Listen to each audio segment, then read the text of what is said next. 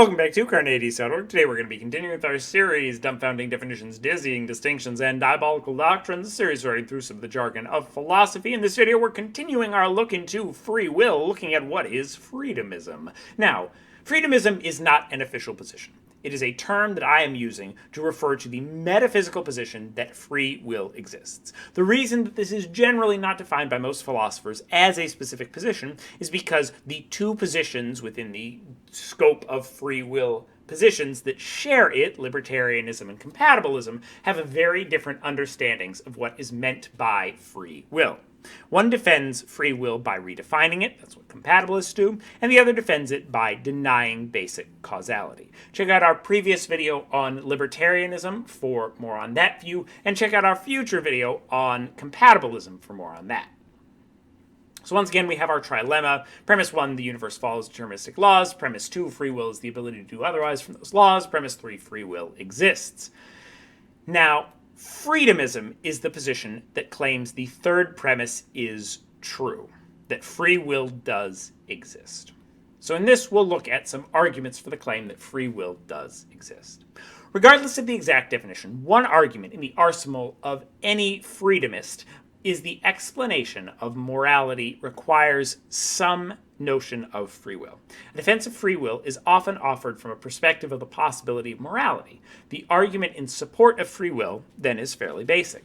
For an agent to be morally responsible, their actions must be freely chosen. Some agents are morally responsible for some of their actions. Therefore, in some cases, free will exists. The first premise is intuitive on its face. If I tie you down and force your hand to press a button, it doesn't seem like you're morally responsible for what that button does. Because you didn't freely choose to hit it, I forced you to hit it. If a car that you're driving crashes into another car, the car is not responsible for the harm caused by the crash, since it did not choose to crash. You might be responsible for the crash. The other driver might be responsible for the crash. But unless the car is an autonomous vehicle that is running on its own, it probably isn't responsible for the crash. And even then, we might say that whoever coded it incorrectly is responsible for the crash, or whoever regulated it and put it out on the road is responsible for the crash. The car itself probably isn't responsible. Why? Because it didn't have free will. It didn't have a choice to make. The second premise, that some agents are morally responsible, also seems intuitive. It seems that we think that people who commit murder or genocide bear some responsibility for their actions. It seems that there is at least one instance of something out there in the world where someone can be held morally accountable for it. If someone is not morally responsible for their actions, what right do we have to imprison them, to chastise them, to punish them? Denying this claim means that no one has ever been morally responsible for any action, which seems like a large bullet to bite. Together, these imply the conclusions that free will must exist. However, we might question the first premise on several grounds. First, you might think that individuals are morally responsible for things that they do not freely choose. You might say that a president is morally responsible for lives lost in a famine, even if they never made a free choice that caused that famine. Or you might claim that a driver that does not realize that they are speeding and gets into an accident because of it is morally responsible for the harm caused, even if they never made a conscious, free choice to speed. If there are some instances where we are morally responsible for things that we do not freely choose, it seems that something other than free will which defines moral responsibility.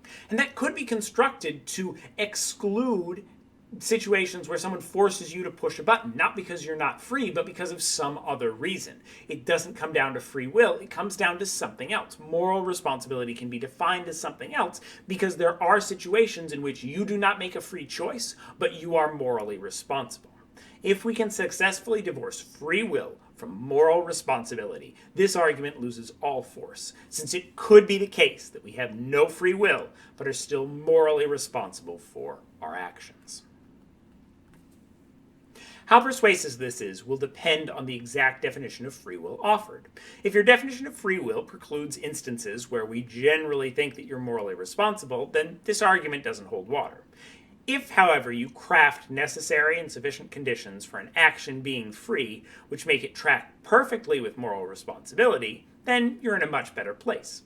because this depends on the exact definition of free will, and this kind of disjunctive position of freedomism doesn't offer one explanation of it, you should check out the video on libertarianism for one version of free will that'll fit some definitions but not others, and the upcoming video on compatibilism for a very different definition of free will. The other objection which might be raised is to the second premise, that moral responsibility exists at all. You might argue that this premise is, quote-unquote, putting the ethical cart before the metaphysical horse. Check out my video on the metaphysical horse fallacy for more on that. If, as a matter of fact, we do not have free will, and moral responsibility requires free will, then we simply don't have moral responsibility. No matter how much we may want to have it or think society would be better if people were actually responsible for their actions. If you were to find out that in fact there was no way that a given murderer could have not murdered someone, and that counts as moral responsibility, that is the definition of moral responsibility in your book, then you may just be committed. You're committed to the claim that that person wasn't morally responsible for the murder, because they couldn't have done otherwise. They could not have made a choice at any point in their lives to lead them on a different path. They were stuck from the moment of their birth on the path that led them to kill someone. So they're not really morally responsible because they were never free. They never made a free choice. If, as a matter of fact, we don't have free will, and moral responsibility requires free will, then we simply don't have moral responsibility. The point here is that it seems that we base claims for ethical responsibility on metaphysical facts, facts about the world. You are morally responsible for something because of some fact about the world, not the other way around. It's not the case that you killed someone because you were morally responsible for it. You are morally responsible for killing someone because you killed them. If, upon investigating these metaphysical claims, we find that free will doesn't in fact exist, we cannot simply say that this conclusion is unacceptable, because it would mean that we were wrong to think that people were bad. We might need to accept that in fact those people were simply products of their environment, and were not morally responsible because they never made a free choice. There are also a range of ways we can slice this second premise without becoming completely non-cognitivist about morality. You might claim that acts can be judged as right or wrong, but individuals do not bear responsibility. I might say an earthquake was a bad thing because it killed a lot of people, even if I do not claim that anyone bears responsibility for it. You might claim similarly that someone murdering someone was a bad thing, even if you don't think that person bears moral responsibility for it. You might claim that we imprison people when they take actions that are immoral, not to punish them, but to change their behavior, or to prevent actions that we consider immoral in the future, even if we don't blame them for them. So we don't have to take this kind of slippery slope view that the freedomists may take that says that if moral responsibility doesn't exist, you can't punish people, you can't chastise people, you can't do all these things. You can still do that. You're just doing it for different reasons. You're saying that imprisonment is about correction, not punishment.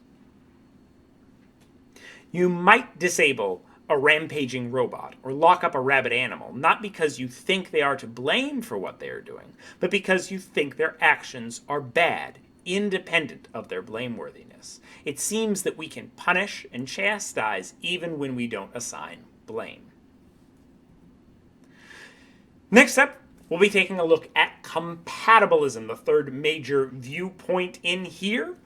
Watch this video and more here at Carneades.org. Hit that subscription button or that notification bell if you want to stay up to date on the new videos that we publish, and make sure you don't miss the next video in this series. Watch this video and more here at Carneades.org, and stay skeptical, everybody.